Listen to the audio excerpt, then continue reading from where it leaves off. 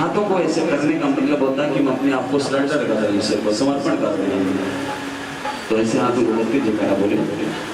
श्रीमद् भागवत महापुराण की विश्वकर्मा भगवान की।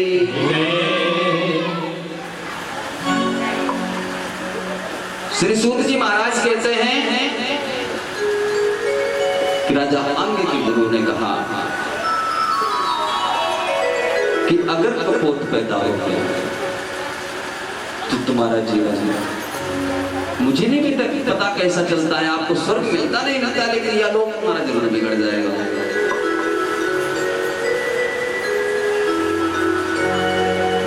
राजा अंग कहने लगे गुरुदेव अब कृपा करके मुझे प्रवचन सुनाओ।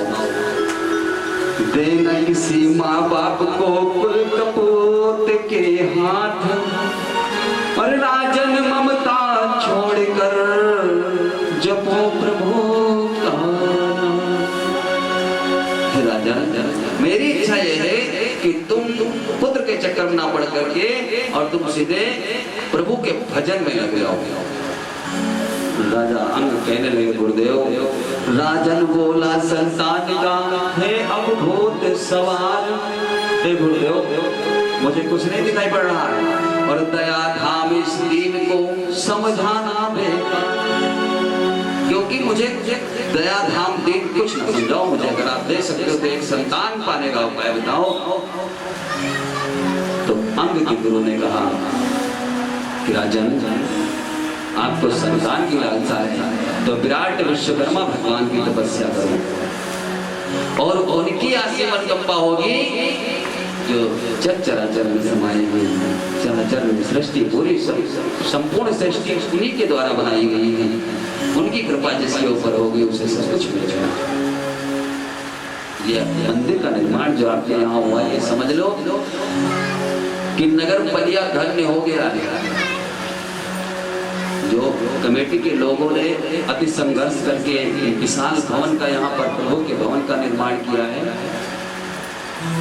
ये नगर धन्य हो गया है। और सबसे ज्यादा धन्य है खुशी मनानी चाहिए इस मोहल्ले को, मोहल्ले के लोगों को।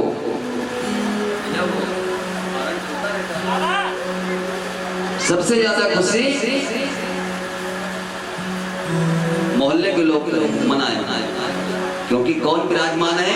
भगवान भोलेनाथ के तो मंदिर आपको अनेकों अनेक मिल जाएंगे, लक्ष्मी नारायण के मंदिर मिलेंगे, ब्रह्मा जी के भी यदा कदा कहीं कहीं मंदिर मिलेंगे। वैसे तो मंदिर ज्यादा ब्रह्मा जी के नहीं हुआ करते हैं। पुष्कर में प्रसिद्ध मंदिर एक पुष्कर में है, क्योंकि श्रापित है मंदिर बनने का और पूजा उनकी यज्ञ में एक स्थान उनको दिया जाता है, बड़े अनुष्ठान में एक स्थान उनको दिया जाता है। जब बड़ा हवन पद्धति कोई होता है तो उसमें एक स्थान दिया जाता है। परंतु भगवान विश्वकर्मा के मंदिर आपको यदा कदा मिलेंगे और नव निर्माण अब ज्यादा हो रहे हैं। अभी कई जगह की सूचना हमको मिली है कि वहां पर निर्माण हो रहा है। क्यों? क्योंकि नगर में आज हमारे कमेटी के लोग महेश भैया जैसे लोग चल करके और इन्होंने अति संघर्ष करके जो यहाँ पर प्रभु के भवन का निर्माण किया है। किसके भवन का निर्माण किया है? जिसने सभी के भवनों का निर्माण किया है। कोई साधारण मूर्ति नहीं है। मैंने कल बताया था ना, जिसने ब्रह्मा विष्णु महेश को बनाया है और जिसके मन में ये भ्रम हो कि पुराण में गलत लिखा है तो इसको मैंने नहीं लिखा है। आप विश्वकर्मा पुराण की ना माने। आपके पास में स्कंद पुराण है। स्कंद पुराण ये नहीं एक भाग जो आता है जिसमें सब कुछ हुआ। आप स्कंद पुराण जो 81,000 श्लोकों से रचित है उस स्कंद पुराण को लेकर के आए। भगवान विश्वकर्मा की महिमा का बखान उसमें दिया गया है भरपूर मात्रा से। प्रणव वेद को पढ़े आप। 4 वेदों की रचनाएं आपने सुनी है, 4 वेदों के बारे में जाना, लेकिन पंचम वेद आप प्रणव वेद ला करके कभी पढ़े? किसी के नाम से किसी के मुख से नाम सुना प्रणव वेद का? नहीं सुना, नहीं सुनेंगे। क्योंकि सत्य तो लोग छुपाने की अच्छी चीजें होती ना। घर में बहुरिया अच्छी आ जाए तो पर्दे के अंदर रहते हैं, रखते कुछ को, जो कुछ अच्छा होगा उसको पर्दे के अंदर रखा जाता है। प्रणव वेद आपने उसको पढ़े, स्कंद पुराण पढ़े, मत्स्य पुराण को पढ़े, आप वायव्य पुराण पढ़े, ऐसे पुराण है जिसमें भगवान विश्वकर्मा की चर्चा नहीं की गई, जिसने ब्रह्मा विष्णु महेश को बनाया, पूरी सृष्टि की रचना की, और आज वह प्रभु साक्षात विराट रूप में विराजमान है यहाँ पर। हे राजन, तुम कुछ ना करके केवल भगवान विश्वकर्मा की तपस्या करो, उनकी आराधना करो, उनके श्री चरणों में अपने मन को लगाओ, तुम्हें संतान की प्राप्ति होगी। राजा अंग ने गुरुदेव के बताए हुए वचनों पर चल करके वन में पहुंचे, भगवान की घोर तपस्या की, आराधना की, और सूत जी महाराज कहते हैं कि कुछ समय के बाद में एक संतान की प्राप्ति हुई। राजा अंग को संतान की प्राप्ति हुई, परंतु संतान कैसी हुई? क्योंकि गुरुदेव जो उनको दिख रहा था, उन्होंने समझाया था, बार बार समझाया, लेकिन समझाने के बाद भी वो नहीं माने। उनकी एक लालसा थी। कभी कभी हमारे गुरुजन, हमारे विद्वान और संत ब्राह्मण साधु संत जो होते हैं वो मना कर देते हैं। कोई कार्य आप कर रहे हो उसको मना कर देंगे, बेटा इसको मत करो, लेकिन हम लोग नहीं मानते हैं, नहीं हम इसको करेंगे, तो उसका जो परिणाम रहेगा वो सही नहीं होगा। संतान और ना धन धामों से आत्मा को कांति नहीं होती, मैं तो इतना ही समझा हूँ, दुनिया में शांति नहीं होती। केवल संतान से दुनिया में शांति नहीं होती है। आज एक संतान की प्राप्ति जब राजा अंग को हुई तो ऐसी संतान हुई कि उसके जन्म लेने के बाद में वो जैसे जैसे बड़ी हुई, जैसे जैसे वो बड़ी हुई, तो हाहाकार उसने मचाना चालू कर दिया, और इतना हाहाकार मचाया कि जो प्रजा थी राजा अंग की, जो पुत्र के समान प्रजा थी, वो प्रजा त्राण त्राण करने लगी। बालक जैसे बड़ा होता गया तो अपना शासन इस प्रकार से चलाने लगा जैसे द्वापर में कंस ने मथुरा नगरी पे अत्याचार किया। सूत जी महाराज कहते हैं कि राजा अंग बहुत परेशान हो गए अपने पुत्र बेन से। उसका नाम बेन रखा गया, और उससे जब बहुत परेशान हो गए राजा अंग, तो एक दिन उन्होंने पूरा राजपाट सब छोड़ दिया, और राजपाट छोड़ करके सीधे अपने गुरुदेव के पास में पहुंचे। गुरुदेव के पास में पहुंचे, गुरुदेव से कहा, गुरुदेव आपके आशीर्वाद से मुझे संतान की तो प्राप्ति हो गई, परंतु आपके जो वचन थे वो सत्य हो गए कि मेरा पुत्र आज पूरे राज्य में त्राही मचा दिया है उसने। मेरे पुत्र बेन ने मेरी जो प्रजा मेरे पुत्र के समान थी, उस प्रजा को इतना प्रताड़ित कर दिया है। तो गुरुदेव ने कहा, राजन, जो मैं पहले कहना चाहता था वो आज फिर तुमसे कह रहा हूँ। यदि तुम्हें शांति की इच्छा है सो सीधेपन को गमन करो। अगर अब तुम शांति, अभी भी तुम्हारे पास समय है, यदि तुम्हें शांति की इच्छा है तो सीधेपन को गमन करो। मुझको छोड़ो, उनको छोड़ो, मुझे भी छोड़ो, और जो तुम्हारा घर परिवार है उनको छोड़ो, और प्रभु विश्वकर्मा का भजन करो। सीधे जाओ और भगवान विश्वकर्मा का, जिनकी कृपा से तुम्हें संतान की प्राप्ति हुई है, उन्हीं का तुम भजन करो। राजा बेन अपने राज्य में, अंग तो वहां से चले गए, वन को प्रस्थान कर गए, और अंग का पुत्र जो बेन था, बेन ने अपने राज्य में इतना अत्याचार फैलाया, ऋषि मुनियों को काटना चालू कर दिया। जो ब्राह्मण टीका लगाए हुए अगर उसके राज्य में माला लेकर के जाप करता, टीका लगा लेता, और उसे जानकारी हो जाती, उसको तुरंत बुलवा करके उसका राम नाम सत्य करवाता। ऐसा अत्याचारी दुराचारी पशुओं पर, पक्षियों पर, गौओं पर, सभी पर नाना प्रकार से अत्याचार करने लगा।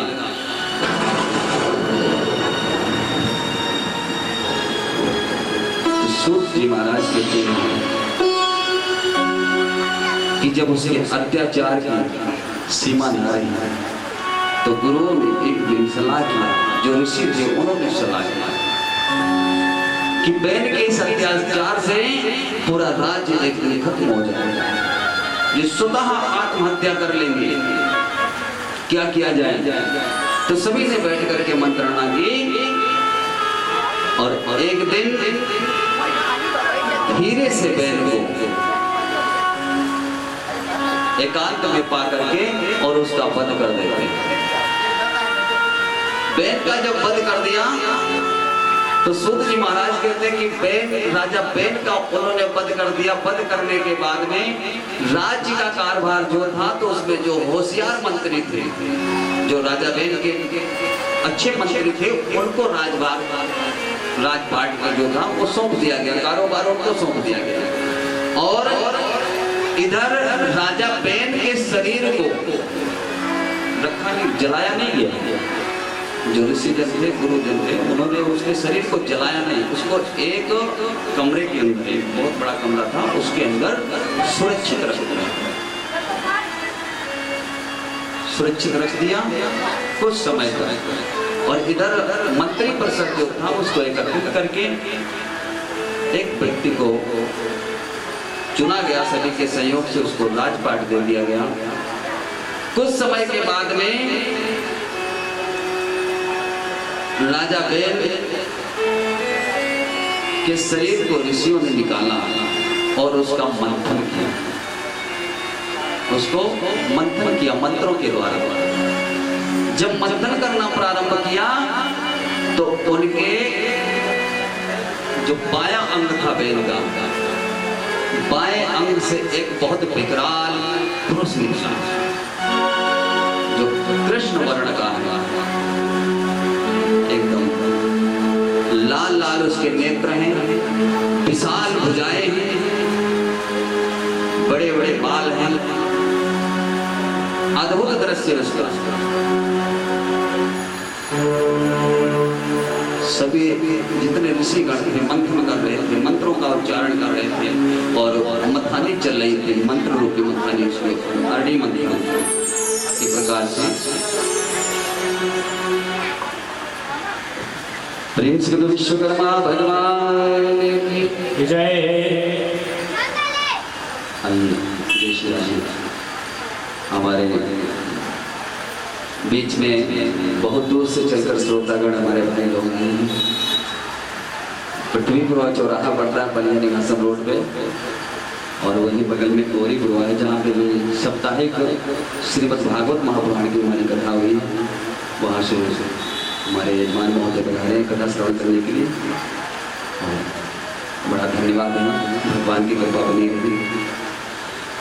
तो सूत जी महाराज कहते हैं कि राजा बेन के शरीर को मथने से जो काला कुरूप व्यक्ति पैदा हुआ, वहां पर उत्पन्न हुआ, उसको देखते ही सभी ऋषिगण खड़े रह गए, चकित रह गए, ये है तो है कौन।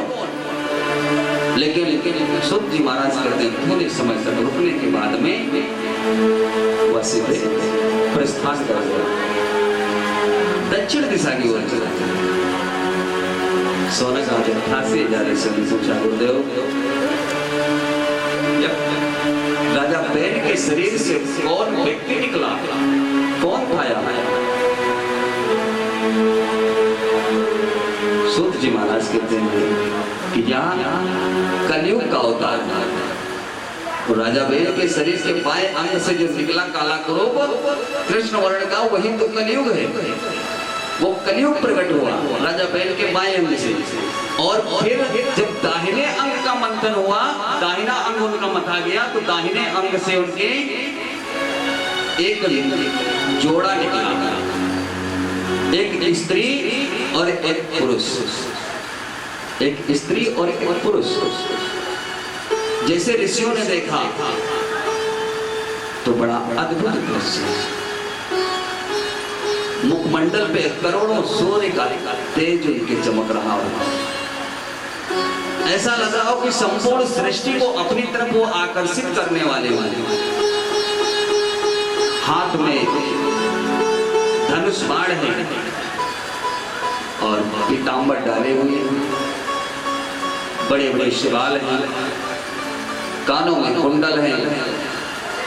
अद्भुत छवि को देख करके ऋषियों ने मन में विचार किया कि लगता है जैसे भगवान विश्वकर्मा की कृपा से साक्षात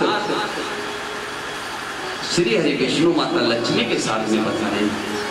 सभी ने प्रणाम किया और ये सत्य भी था। सूत जी महाराज के ऋषियों, ये सत्य था, ये प्रभु की कृपा से प्रभु का स्वरूप ही वहां पर उत्पन्न हुआ। सभी ने प्रणाम किया, स्तुति उनकी गाई, उनका वंदन किया गया, अभिषेक किया गया और वस्त्र इत्यादि उनको पहनाए गए, मस्तक पर रोली का तिलक किया गया, भगवान का वंदन सभी थे। प्रभु की स्तुति की। सूत जी महाराज कहते कि स्तुति करने के बाद में प्रार्थना किया कि प्रभु आप कौन हैं? मुखारविंद की आपकी क्रांति बता रहे हैं कि आप जरूर कोई अवतार हैं। तो उन्होंने कहा कि मैं भगवान विश्वकर्मा के आदेश से आया हूं यहां पर और मेरा नाम पृथु है। पृथु इसलिए नाम रखा गया क्योंकि सूत जी महाराज कहते हैं कि वेद के पार्थिव शरीर को मंथन करने के बाद में उनका अवतरण हुआ। पार्थिव शरीर को मंथन करने के बाद में अवतरण हुआ, तो इसीलिए पृथ्वी और पृथ्वी के भूमंडल को भार संभालने के लिए वो आए, क्योंकि वेद के बाद में कोई राजा नहीं था और मंत्रीगण जो थे, मंत्रीगण भी उस राज्य को सही से नहीं चला पा रहे थे। जो व्यवस्थाएं एक बार बिगड़ जाती हैं वो बनने में बड़ा समय लगता है।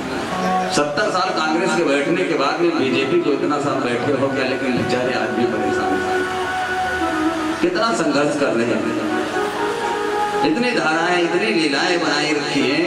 तो इस प्रकार से एक राजा जो बैठ कर चला जाता है, दूसरा शनि ने राज को किया था। अभी कुछ साल पहले कोरोना आया था ना,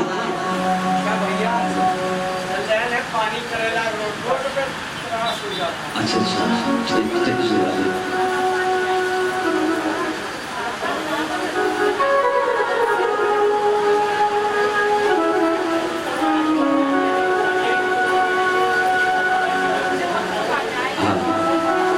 तो उस साल आपने देखा था कि कोरोना जैसी महामारी चालू हुई और उस महामारी में पूरा विश्व परेशान हो गया। कारण क्या था? क्योंकि जिस समय पर कोरोना चालू हुआ था, सभी ने अपना अपना मत दिया। किसी ने कहा चीन ने छोड़ा है, किसी ने कुछ कहा, किसी ने कुछ कहा, लेकिन जो मैं बता रहा हूँ आपको, जो मेरी गणना थी, जो मैंने निकाला था, उसमें मेरी गणित जो कह रही है वो ये था, क्योंकि उस साल में राजा जो राज्य का पद मिला था वो राजा शनि थे। आप पंचांग उठा करके देख लीजिए, जिस साल कोरोना आया है, कोरोना चालू हुआ है, उससे पहले का राज्य जो था वो शनि के पास में था और शनि के बाद में बुध बैठे थे गद्दी पर। दूसरा जो नया संवत चालू हुआ उसमें बुध बैठे थे। शनि न्याय के देवता है, उनको न्याय बहुत प्रिय है। वो अगर शनि की 7.5 और शनि पश्चिम में शनि का स्थान होता है, आपका मकान गलती से पश्चिम मुखी बना है और आपने पंचम स्थान का गेट ले लिया है और घर में कोई ऐसा काम करते हैं जहां से थोड़ा सा पैसा आपका इधर उधर का आ रहा है, तो जीवन कभी नहीं से चलने वाला है। तो शनि देव जाते जाते उन्होंने जो विश्व में पापी अधर्मी हैं, जिन्होंने गरीब भूरी को नहीं जाना, किसी के सुखों को नहीं समझा, किसी के कष्टों को नहीं समझा और उनसे लूट कर पैसे को रखा था, शनिदेव जैसे ही बुद्ध को राज मिला उससे पहले ही कोरोना जैसी महामारी ऐसी छोड़ करके गए कि बुद्ध को 1 साल बैठे हो गया राज पर, लेकिन संभाल नहीं पाए और पूरा साल बीत गया। कोरोना को किसी ने पार नहीं पाया, ना बीमारी का पता और ना बीमार का पता। देखा था आपने, पता ही नहीं चलता था। और होता उसी को था जिसने दुनिया का बटोर के रखा था, जिसने दुनिया भर का बटोर के रखा था, और जिसने केवल धर्म से कमाया, अपनी मेहनत से पैसे को कमाया और भगवान के भजन को किया, भगवान के भजन में लगा रहा, उसके पास कभी कुछ नहीं हुआ। पूरी कोरोना में मैं अनुष्ठान करता रहा। जब तक कोरोना चला मेरे अनुष्ठान चलते रहे, कहीं किसी के वहाँ अनुष्ठान है, कहीं किसी के वहाँ अनुष्ठान, मेरा बराबर चलता रहा। केवल थोड़ा सा मास्क वगैरह लगाता और सैनिटाइजर वगैरह कभी लगाया कभी नहीं लगाया। ठाकुर जी साथ में, कोई दिक्कत नहीं हुई, कभी कुछ नहीं हुआ। 21 को 22 को लॉकडाउन लगा था, 21 को मैं घर पे आया था, या लास्ट करके 22 से। मेरे साथ में जितना इंस्ट्रूमेंटल कलाकार और जितने आचार्यगण थे, बस में आने से सभी, क्योंकि बहराइच में कार्यक्रम था, हम लोग अपना कोई साधन ले नहीं गए थे। वहां से जब निकले थे तो सभी लोग बस से निकले थे। तो जो इंस्ट्रूमेंटल वाले थे वो सब कह रहे थे ऐसा करो गुरु जी को ऐसी व्यवस्था करो कि हम लोगों को बस से न जाना पड़े। मैंने कहा क्यों? बोले कोरोना चल रहा है कल से और बड़ी अफवाहें हुई। हमने कब कुछ नहीं होगा, आप लोग चलो आराम से आते, कुछ नहीं होगा। तो ये व्यवस्थाएं होती है। तो जैसे वैन के राज में जो व्यवस्था थी, उस व्यवस्था को सूत जी महाराज कहते, जो व्यवस्था अव्यवस्थित हो गई थी, उसको व्यवस्थित करने में मंत्रीगण बहुत प्रयास किए, लेकिन नहीं हुआ। जब राजा पत्तू उस राज्य पर बैठे, उनका सिंहासन पर बैठाला गया और उनका राज तिलक किया गया, राज्य अभिषेक हुआ ऋषियों के द्वारा। तब प्रथु ने पूरे राजकाल को अपने संभाला, निरीक्षण किया और देखभाल की, मंत्रियों को बुलाया, सभी को कार्य को सौंपा। सौंपने के बाद में लोगों से जानकारी मिली कि हमारे राज्य में लोग भूखे क्यों मर रहे हैं। आप समझे? राजा प्रथु ने कहा कि हमारे राज्य में लोगों के यहाँ अन्न क्यों नहीं है, किसान जो खेती करता है ये अन्न क्यों नहीं उपजा पा रहा है, इनको अन्न क्यों नहीं मिलता, लोग भूखे क्यों मर रहे हैं, क्या कारण है बताओ। तो मंत्रियों ने कहा किसानों से पूछा जाए। किसानों से पूछ करके मंत्रियों ने सर्वे करके उसके बाद में जब आए तो राजा प्रथु से कहने लगे, गुरुदेव राजन,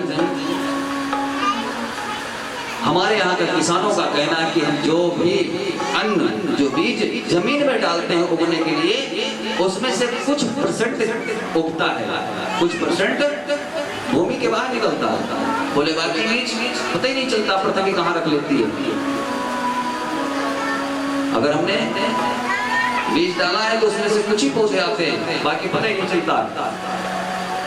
पर तूने तुरंत अपने धनुष बाण को उठाया और कमान के ऊपर तीर को खींचते हुए बड़ी तेज से आवाहन किया पृथ्वी का, पृथ्वी अगर तू अपनी भलाई चाहती तो इसी दम आ मेरे सामने प्रकट हो, अन्यथा मेरे एक बाण से तू रसातल में चली जाएगी। और ये मत सोचना कि तू रसातल में चली जाएगी तो मेरी प्रजा भी तेरे साथ में जाएगी। मैं अपनी प्रजा को बचाने में साक्षम हूं, मेरी प्रजा पूरी बच जाएगी। मेरे तपोबल में इतना बल है। माता पृथ्वी थर्राती हुई आ गई, कांपती हुई याचिका के बाद आई। और सूत जी महाराज कहते हैं पृथु के पूछने पर माता पृथ्वी ने कहा कि राजन, इसमें मेरी कोई गलती नहीं कि मैं अन्न को बचा करके रख लेती हूँ अपने पास, मेरी कोई गलती नहीं। अन्न जितना किसान देते उससे कई गुना मैं देती थी और मैं देती, परंतु मेरे पीछे भी एक है। पृथु ने कहा कौन है? बोले माता पृथ्वी ने कहा कि मेरे पीछे एक व्यक्ति है जो कृष्ण वर्ण का है, बहुत विकराल क्रांति है उसकी, बड़ी बड़ी जटाएं हैं, लाल लाल आंखें उसकी, अद्भुत शरीर उसको विधाता ने दिया है, बड़ा ही बलशाली है, जो मुझे आए दिन प्रताड़ित करता है। और उसी के आदेश से मैं जो किसान मुझ में बीज डालते हैं उसमें से कुछ % मैं किसानों को देती हूँ, बाकी मुझे रखना पड़ता है और वही आकर के ले जाता है घर के रूप में। राजा पृथु ने जैसे सुना कि मेरी प्रजा को इतना कष्ट हो रहा है और पृथ्वी को इतना कष्ट ये देने वाला कौन है, तो तुरंत उन्होंने उसी धनुष बाण को उठाया और आवाहन किया ये कृष्ण वर्ण वाले व्यक्ति जो पृथ्वी से तू कर ले रहा है कौन है? यदि तू अपनी भलाई चाहता तो मेरे सामने आकर प्रकट हो, अन्यथा तो जहां पर भी रहेगा मेरे पास ऐसी शक्तियां, दिव्य शक्तियां हैं, शब्द वैदी जैसे वाण हैं, ऐसी शक्तियां की तेरे नाम से अगर छोड़ दूंगा तो वहां पर तुम्हें बचेगा। तुरंत वह थर्राता हुआ कांपता हुआ राजा पृथु के सामने खड़ा हो गया और कहा, राजन मैं क्षमा चाहता हूँ, मुझे क्षमा करें, मैं आपकी शरण में आ गया हूँ, जैसा आप कहेंगे मैं वैसा करूंगा। जैसे उसको देखा राजा पृथु ने, एक अद्भुत कांति उसकी पूछने लगे, कौन हो तुम और क्यों तुमने पृथ्वी से कर को लिया है, क्यों तुमने पृथ्वी के ऊपर भार बने हो?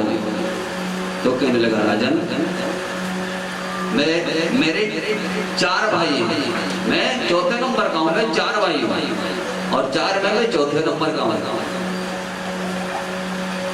एक सतयुग, त्रेता, द्वापर और मैं कलयुग। और जहां से आप प्रकटे हैं वहीं से मैं भी प्रकटा हूं, आपसे पहले आया हूं। बोले कौन, कहां से, कैसे? तो कहा मैं भी राजा बैल के पार्थिव शरीर को मथने के बाद में ऋषियों ने जब मथा तो वहीं से मुझे ईश्वर की कृपा से पहुंचाया गया और मैं कलयुग हूं। मेरे अंदर जितनी कमियां हैं, निष्ठाएं हैं, अवगुण हैं, उससे कहीं ज्यादा गुण है। बोले कौन से गुण हैं तुम्हारे? और तुमने पृथ्वी से कर को क्यों लिया? कहा, राजा पृथ्वी से अब कर नहीं लूंगा, मैं जितना कर है वो सब लौटा दूंगा और जो अभी तक मैंने लिया है वो सारा कर मेरे पास है, परंतु मुझे कोई स्थान आप दे दो, कोई समय अवधि दे दो रहने के लिए, मेरे लिए कुछ स्थान है, इसीलिए मैं पृथ्वी को प्रताड़ित करता रहता। राजा पृथु ने कहा, तेरे अंदर कौन से गुण हैं? तो कलियुग कहता है कि राजन, त्रेता में,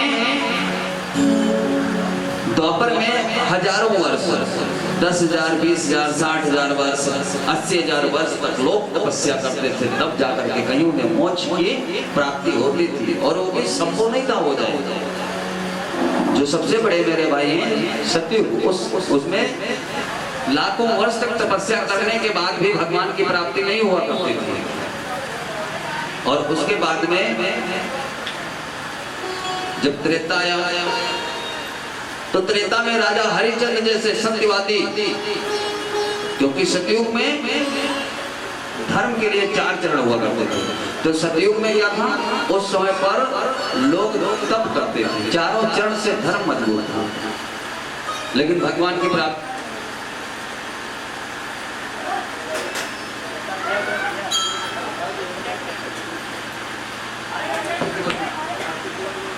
हेलो प्रेम सुनो विश्वकर्मा भगवान की जय। तो कहने लगे, कलयुग कहने लगा, राजन जैसे सतयुग गया तो एक चरण गायब हो गया, तपस्या चली गई, परंतु सत्य रहा, त्रेता में सत्य रहा, और त्रेता के जाने के बाद में द्वापर आया तो वहां तक दया रही। और मुझ में ना दया की जरूरत है, जब मेरी समय अवधि आप देंगे, मेरी समय अवधि आएगी तो ना तो दया की जरूरत रहेगी और ना सत्य की जरूरत, ना हजारों वर्ष तक की जरूरत है। बोले फिर बोला कि कलयुग केवल नाम आधारा, सुमेरी सुमेरी नर उतर ही पारा। कलयुग केवल नाम आधारा, सुमेरी सुमेरी नर उतर ही पारा। कलयुग केवल नाम आधारा, कलयुग केवल नाम आधारा, कलयुग केवल नाम आधारा, सुमेरी सुमेरी नर उतर ही पारा।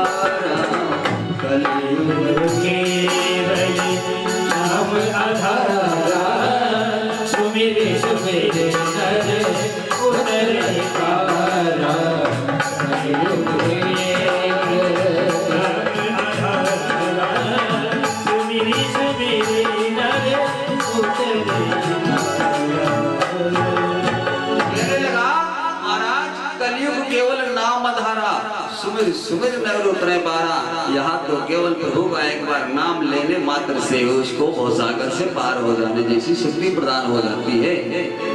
और यहाँ आपके पास में समय नहीं है, कोई बात नहीं, यहाँ तो चंद मुट्ठी दान करने से ही आपका कल्याण हो जाता है। और वेदों में श्रीमद् भागवत महापुराण में कहा भी गया है कि धर्म के 4 चरण, तप, सत्य, दया, दान। सतयुग में ये चारों चरण थे, और जब त्रेता आया तो तप वाला चरण खत्म हो गया। त्रेता में केवल सत्य, दया, दान बचा। त्रेता के बाद द्वापर आया, सत्य भी खत्म हो गया, 2 चरण धर्म के टूट गए। और द्वापर में दया और दान बचा। द्वापर के जाते जाते तीसरा चरण भी धर्म का टूट गया। कलयुग में केवल और केवल दान रह गया है, जो प्रत्यक्ष है कि हमारे कमेटी के द्वारा महेश भैया लोग सभी इतना संघर्ष करते हैं। लोग दान तो देते हैं लेकिन उनके पास समय नहीं है। किसी के पास समय? कुछ प्रभु की कृपा है और कुछ उनकी कमी है। अगर आप लोग यहाँ पर बैठ करके 3-4 घंटे कथा को श्रवण करते हुए समय को निकालते हैं, तो ये मानो कि आपने, ये प्रभु की इच्छा है कि आप यहाँ पर बैठ करके कथा सुने। भगवान विश्वकर्मा की इच्छा है, उन्हीं की कृपा है हमारे ऊपर, अन्यथा हमारे बस की बात कुछ नहीं। मैं नहीं जानता हूँ कि इतना बड़ा पुराण है और इसका मैं भाग्य करता हूँ, मुझे खुद नहीं पता चलता है, लेकिन वो जो चाहते हैं वही निकलता है मुझसे। हृदय से एक बार लगा करके देखो, आस्था उनसे। सूत जी महाराज कहते हैं, कलयुग के वचनों को सुन करके राजा पृथु ने कहा कि जाओ, तुम अभी जाओ, जब तुम्हारा समय आएगा तो तुम्हें तुम्हारी अवधि जरूर मिलेगी, लेकिन आज से माता पृथ्वी को तुमको प्रताड़ित नहीं करोगे। जो इनके तुमने इनसे अन्न को लिया है, किसानों के अन्न को तुमने चोरी करके अपने पास रखा है, उसको भी तुम लौटा दोगे। कलयुग वहां से चला जाता है। सूत जी महाराज कहते हैं कि इधर पृथ्वी माता अपने चली जाती है, धाम को चली गई, और प्रजा आराम से अन्न को उगाने लगी, खुशहाली आ गई। जितना अन्न लोग पृथ्वी में डालते उससे कई गुना उनको प्राप्त होता। परंतु सूत जी महाराज कहते कि एक समय में राजा पृथु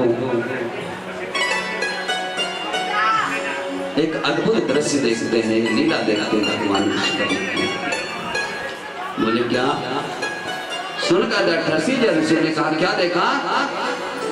तो सूत जी महाराज कहते कि एक बार वो स्वर्ग पहुंच गए और स्वर्ग की कांति को देख करके भगवान की जो रचना है उस रचना को देख करके राजा पृथु बहुत प्रसन्न हुए। सोनकादर ऋषि ने कहा महाराज विस्तार से लोग हमको सुनाए, हम यह कथा विस्तार से सुनना चाहते हैं। तो सूत जी महाराज कहते हैं कि देवासुर संग्राम के बाद में एक बार देवासुर संग्राम हुआ, और देवासुर संग्राम में इंद्रादि समस्त देवता, जितने देवता थे सभी दैत्यों से परास्त हो गए। दैत्य जो थे वो बड़े बलशाली थे। उनसे परास्त होने के बाद में जब उनके पास कोई उपाय नहीं रहा, उनकी पराजय होने लगी, तो उन्होंने पृथ्वी मंडल से, पृथ्वी से संयोग लेना चाहा। और उस समय पर राजा पृथु का राज चल रहा था। राजा पृथु राज कर रहे थे। तो राजा पृथु के पास में संदेशा आया इंद्र का कि राजा इस समय हमें आपके दल बल की हमें आवश्यकता है, क्योंकि दैत्यों के आक्रमण से हम लोग परास्त हो रहे हैं, हमारी विजय हो रही है, हमारी पराजय हो रही है, और दैत्यों की विजय हो रही है। हमारे पास दैत्यों की अपेक्षा सेना कम पड़ रही है। हम लोग इस समय बहुत परेशान हैं। अगर हो सके तो आप इतनी कृपा करें तो हम लोग आपके सहयोग की आवश्यकता में है।